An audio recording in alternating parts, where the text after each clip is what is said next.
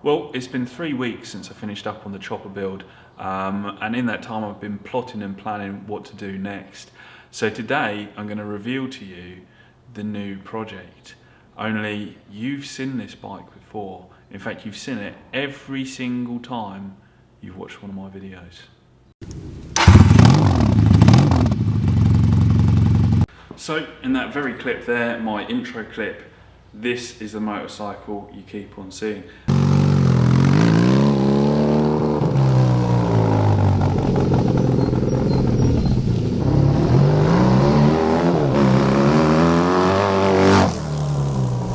Now, this bike is affectionately known as Kato. A lot of my friends are a fan of it and they can't believe, because I've talked to them already about what I'm going to do, they can't believe that this bike is kind of coming to an end.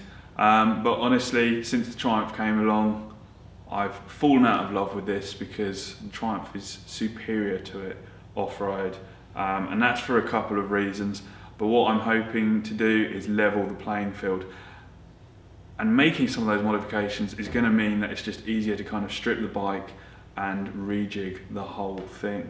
So I've learned a lot whilst working and riding this bike, but one of the things that has always really annoyed me was this out of proportion rear end, the 16-inch rear wheel. Over here in the UK, finding a dual sport 16-inch wheel is very difficult, and it's got progressively harder. People stop stocking them to the point where I really can't be bothered with it anymore. I've always wanted to put an 18-inch rear wheel on there. It really helps soak up the bumps as well, which gives the shocks an easier time, because I do get through shocks on this quite quickly. And there is another model of 440 that has these cast wheels with an 18-inch rear wheel, but they never ever come up for sale. Trust me, I've been looking for the past 3 years and nothing. That's in the UK at least. Now, an easy way to go about changing that would be to go to spoked wheels, and I'm sure that's what a lot of you would do. But I actually like the cast wheels on this. I don't know why, but I do. So I wanted to keep a cast back wheel, and I think I may have found a wheel that will fit. It is another Kawasaki wheel. We will get onto that in a later episode. But being that I'm going to change that back wheel, as soon as I do that, it's going to throw out the whole back end. The whole back end is going to need a little rejig. You start modifying the sizes of the shocks, and then the mudguard doesn't look right. All these little things kind of contributed to pushing me towards changing the whole thing. And I want to make it into a bit more of a serious scrambler, something that I can pull out in the winter and give a good thrashing on the green lanes, and it will hold its own. It does do well on the green lanes at the moment, but there are a few things I'd like to change. Things like the exhaust being so low, that's no good for hitting rocks. The shocks are also, they're huge, they're 400mm, and again, they're quite hard to find. That's not really a problem off-roading, but the back wheel is. It will dig into the mud really quickly, and it also amplifies the bumps a lot more than, say, an 18-inch rear wheel would. So that's the main thing that pushed me towards wanting to rebuild this bike. But there are also lots of other little things where I just thought it's much easier to just redo the whole thing. So around this time, my job gets a little bit quiet. And so what I tend to do is collect up lots of parts from the summer through all the auto jumbles, eBay, whatever. And then in the winter, I have the parts to get on with stuff. And that's exactly what I've been doing for this bike. So I suppose this is just another scrambler build, but we're going to make it hold its own off-road a little bit nicer. I want to put a smaller tank on there, a slimmer tank. I might make up some more side panels similar to how I did on Ellie's bike. I'd like to put high-level pipes on there, obviously the back wheel, new tyres, and we're just going to rejig around the whole lot. But before we get into modifying it, let's see if I can familiarise you with the bike a little bit better so you know what we're working with, and you'll be able to notice the things that are going to change a little bit easier. So starting at the front, we've got a 19-inch front wheel, which is my preferred size of front wheel for off-roading. I find a 21-inch is a little bit too skinny, and it grabs the ruts a little bit more than 19 does. The tyre profile is a lot better. So I'm pleased with that. I've got original forks. This is the LTD model, so these are slightly longer forks, which is what I was after. I had that in mind when I bought the bike to build it. And they have actually got progressive springs and spacers in them as well. That has made a whole new bike from standard. You can adjust the air pressure on them, but it's not really a very good system. They're always very, very soft on the recommended pressures. So the springs have made a huge difference to that. I'm really pleased with how the front end handles. Moving upwards, this is the original mudguard, which would usually sit down here, but I cut it down, modified it, made some brackets so that it had that raised profile like an off-road bike. However, it was too short, so every time I would ride anywhere, which in the UK involves a lot of riding in the rain, it would squirt a water pistol like jet of water right in between my eyes. And after a year of riding with that, I got a little bit tired of it, so I made this little rubber flap for it, which is something you can see on 70s, 80s motocross bikes, and I'm quite pleased with that. That's something I might well incorporate into the new bike we'll build. Moving up from that, I kind of wanted a bike that was somewhere between a flat tracker and a scrambler, and I created this little number board, which also houses the 4.5-inch Bates headlight.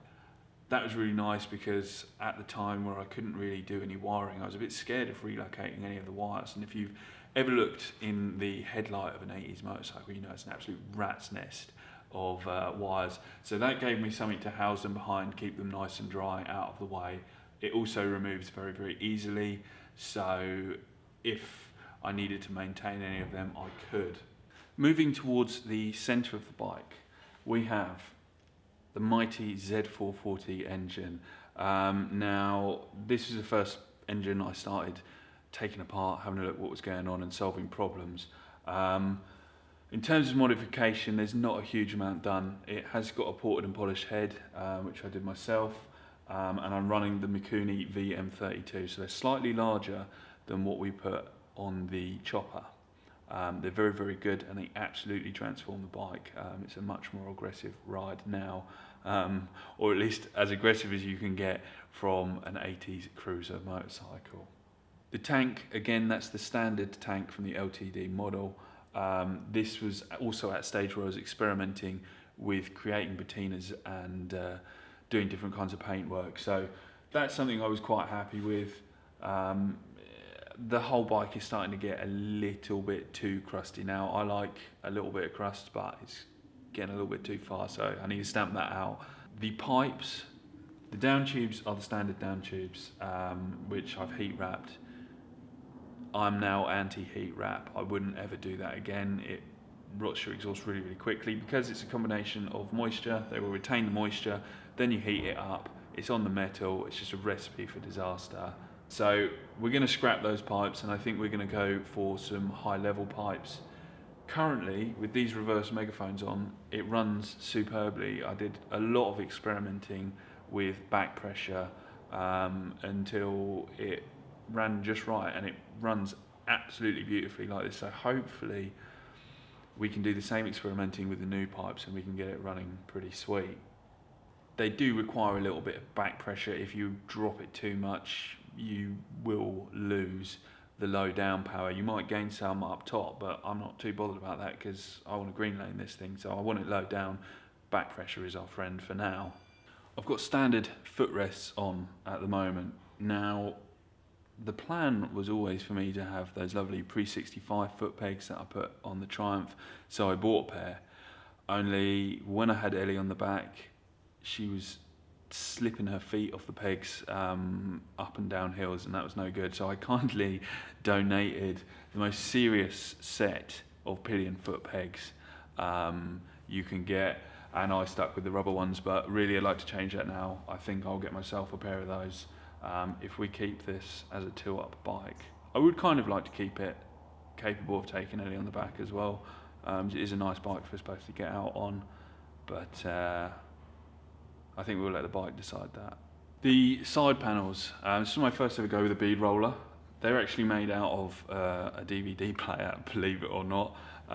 It's some huge 90s thing that was getting scrapped, but the sheet metal was really, really good, so I stole that, and yeah, cut some shapes out and did some bead rolling and created that. Again, experimenting with the patina of the paint. Seat is just an awful, cheap Chinese seat, which made my bum feel terrible for a long time, and I still haven't done anything about it. I would like maybe a thicker seat, something like you'd see on a 70s motocross bikes, but I don't know what's happened to the price of seats, but all these crappy old seats that no one wanted, people are paying like 100 quid for now, and I don't think I'm about to do that, so you might have to come up with something there. I've tried making seats before. I'm not very good at it. Now, I am a determined man. One day I'd like to conquer it, but I'm not sure now is the right time. Another thing I did in terms of the carburetors, I've had a long time to dial these in. I know them really, really well now, and yeah, they're set up perfectly, but one of the issues that a lot of people have is when you swap to these Mikunis, there is no brace for the rear of the carburetor, so they will vibrate, they have a lot of leverage on them, and they will split the rubber carb boots and they will create vacuum leaks in them. I had a whole load of headaches with that before. So what I actually ended up doing was getting someone to fabricate some aluminium carb manifolds and then using some rubber hose over the top, and that is a far superior way of doing it. It's much, much nicer, and it looks pretty cool as well. Right, so moving to the troublemaking rear end. This is a standard swing arm, standard back wheel. I have got dual sport tyre on there, but as I said, they're really, really hard to get hold of, so let's get rid of that. Let's get an 18-inch in there if we can. I'm not sure what we'll do if we can't. On the 440 Limited, the frame originally drops and the shock mounts were probably around about there.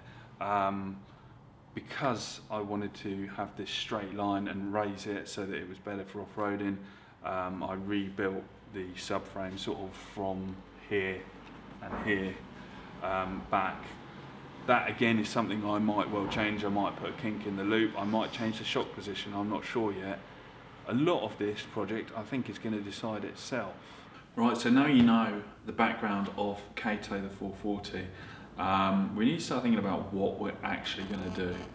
Truth be told, I don't really know. This is going to be a little bit painful for me, cutting this up and starting again, but I know I can do a better job of it now, and the only way I'm going to fall back in love with it is to give it what it really deserves, which is a total new guise, and a little bit of love and attention and maintenance. Now, as you can already see, it's had a pretty long, hard life. I've done a lot of miles on it through the winters, and British winters do take their toll. Thus, it looks a little bit like this, but hopefully we can stick with that kind of aged aesthetic. We'll keep it looking like a scrambler, but I'll have a bike that I could do a long distance trial on if I wanted. So I want it to be good at riding on the road and also tackle all the green lanes. I'm going to put it down as well. One thing I really like about this bike is the way that it feels when you sit on it. The handlebars are really, really nice. Foot position is nice. Seat position is nice. It feels a little bit like a BMX, which is great. But there are things we can do to improve it. So the main ones are going to be the back wheel, the exhaust and a bash guard, set of new tyres. But I have a feeling we're going to take it so much further than that. I know we are. I've been collecting the parts for it, so it might get a little bit wild. I think we're going to end up with a new bike, but that's exactly what we need. At this point, I think I'm just convincing myself. But if you're excited to see the new project take place, let me know in the comments. Thank you guys for holding in there whilst I've had a busy couple of weeks. But it is, yeah, damn well time we got on with a new project. And we might even pick up another very different project in the near future. So thank you guys for watching. If you did like it, make sure you give the little thumbs up on the video. And if you want to see how this is going to progress, make sure you subscribe. I will see you next week.